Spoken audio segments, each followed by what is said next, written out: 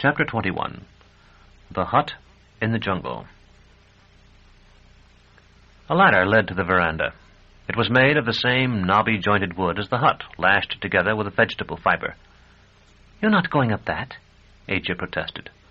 "If we're going to see what's to be seen here, we must," I said. "And recalling the state of your undergarments, I thought you might feel more comfortable if I preceded you." She surprised me by blushing. "It will only lead to such a house as was used in the hot parts of the world in ancient days. You'll soon be bored, believe me." "Then we can come down, and we will have lost very little time." I swung myself up the ladder. It sagged and creaked alarmingly, but I knew that in a public pleasure ground it was impossible that it should be really dangerous. When I was halfway up, I felt Aja behind me. The interior was hardly larger than one of our cells, but there all resemblance ceased. In our oubliette, the overwhelming impression was of solidity and mass. The metal plates of the walls echoed even the slightest sounds. The floors rang beneath the tread of the journeyman and gave not a hair's breadth under the walker's weight. The ceiling could never fall, but if it should, it would crush everything below it. If it is true that each of us has an antipolaric brother somewhere, a bright twin if we are dark, a dark twin if we are bright, then that hut was surely such a changeling to one of our cells.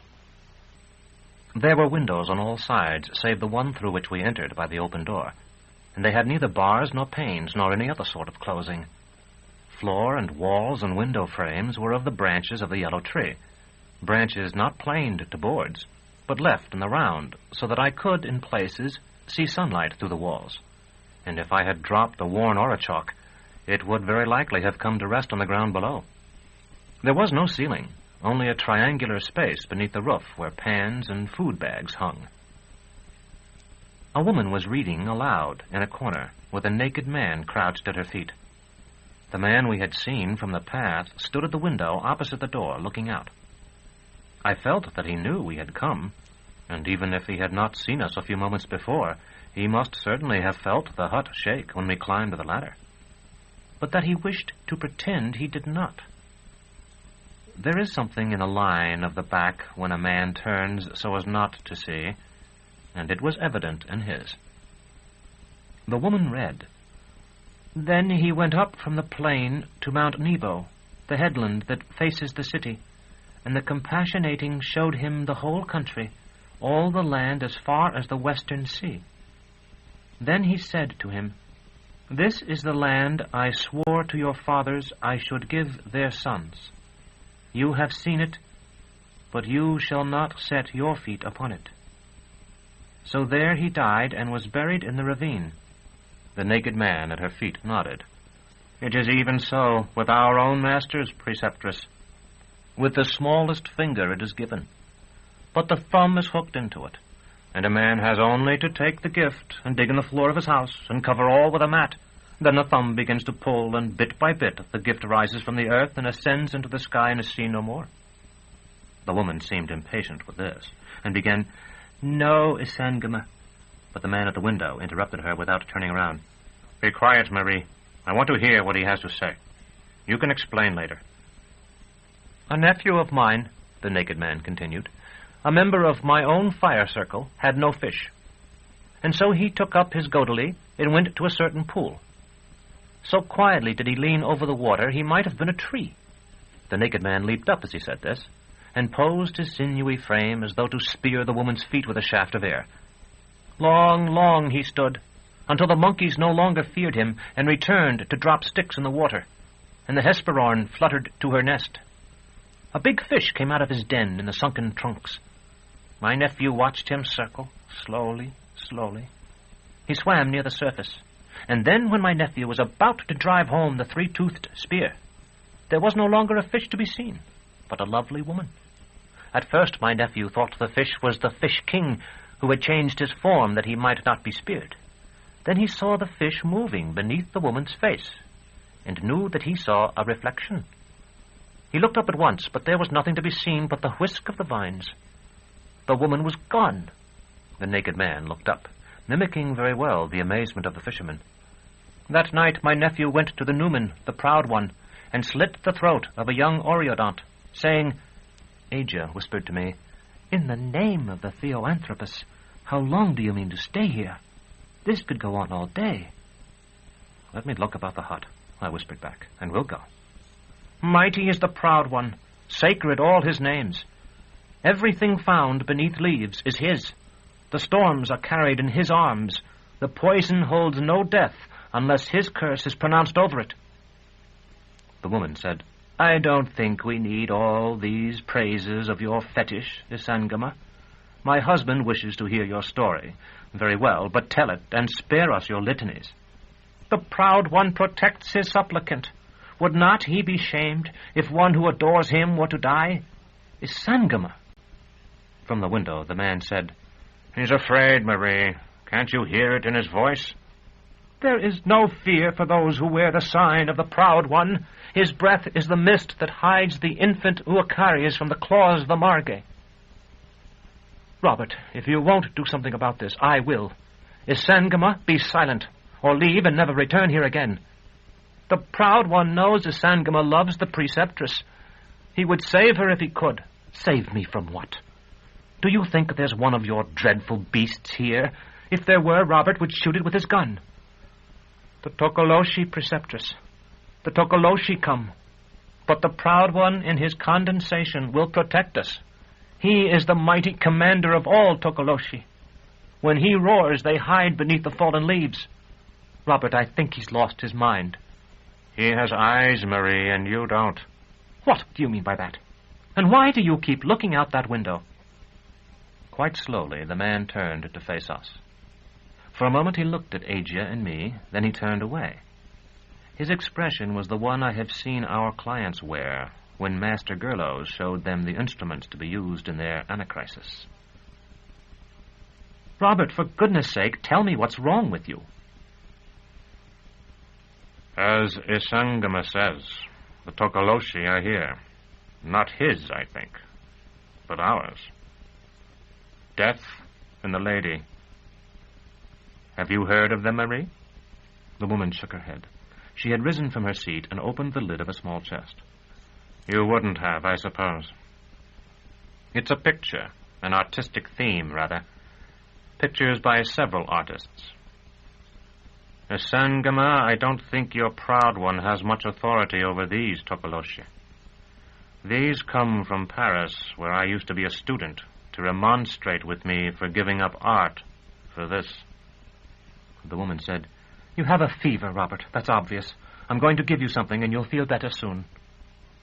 The man looked toward us again, at Agia's face and my own, as though he did not wish to do so, but found himself unable to control the motion of his eyes. If I am ill, Marie, then the diseased know things the well have overlooked.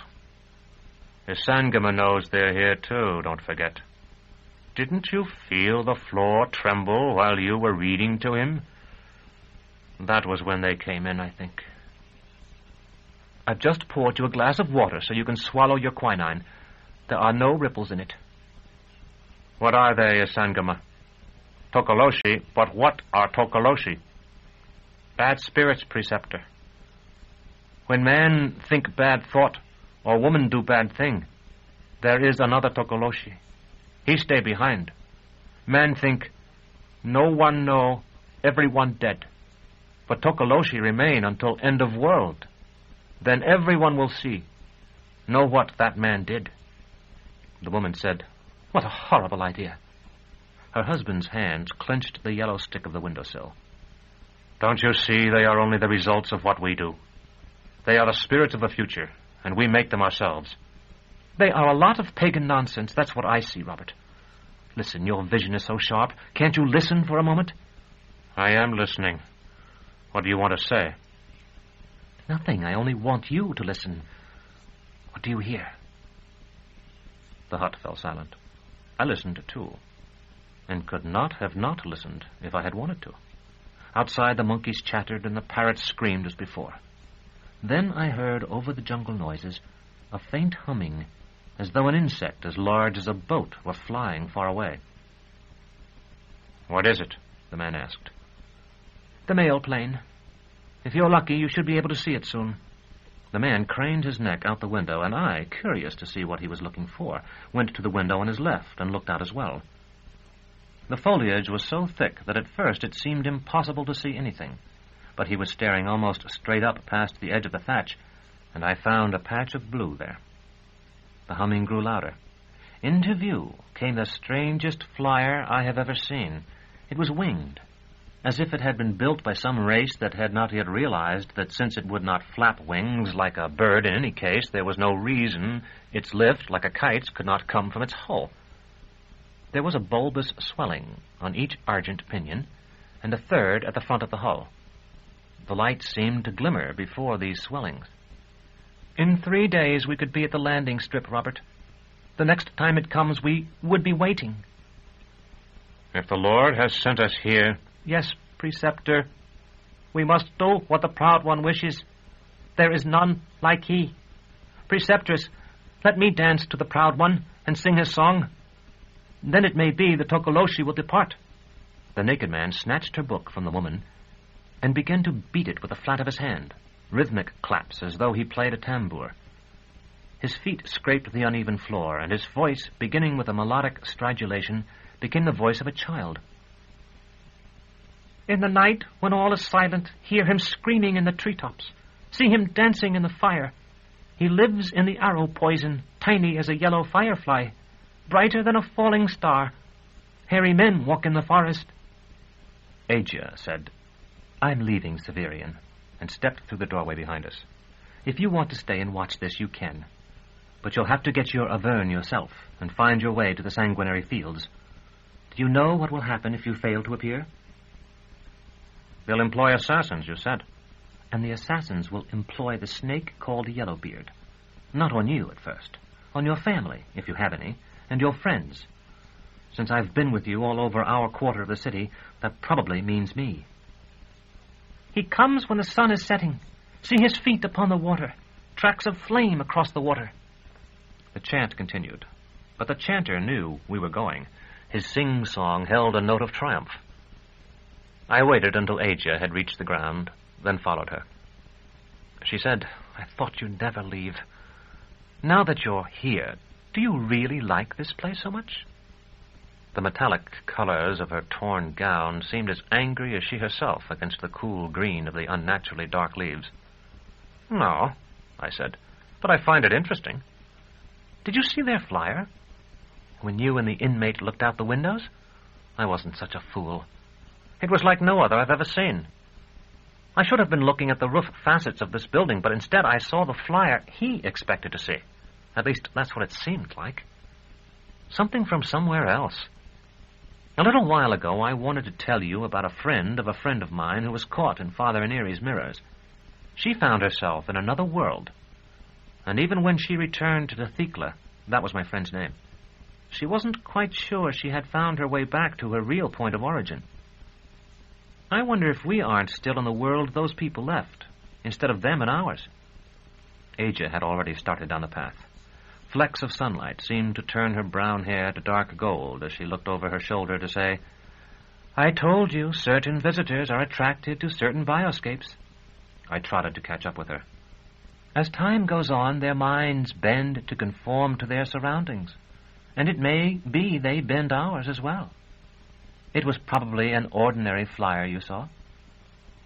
He saw us. So did the savage. From what I've heard, the further an inhabitant's consciousness must be warped, the more residual perceptions are likely to remain. When I meet monsters, wild men, and so forth in these gardens, I find they're a lot more likely to be at least partially aware of me than the others are. Explain the man, I said. I didn't build this place, Severian. All I know is that if you turn around on the path now, that last place we saw probably won't be there. Listen, I want you to promise me that when we get out of here, you'll let me take you straight to the Garden of Endless Sleep. We don't have time left for anything else, not even the Garden of Delectation. And you're not really the kind of person who ought to go sightseeing in here. Because I wanted to stay in a sand garden? Partly, yes. You're going to make trouble for me here sooner or later, I think. As she said that, we rounded one of the path's seemingly endless sinuosities. A log, tagged with a small white rectangle that could only be a species sign, lay across the path. And through the crowding leaves on our left I could see the wall, its greenish glass forming an unobtrusive backdrop for the foliage. Aja had already taken a step past the door when I shifted terminus est to the other hand and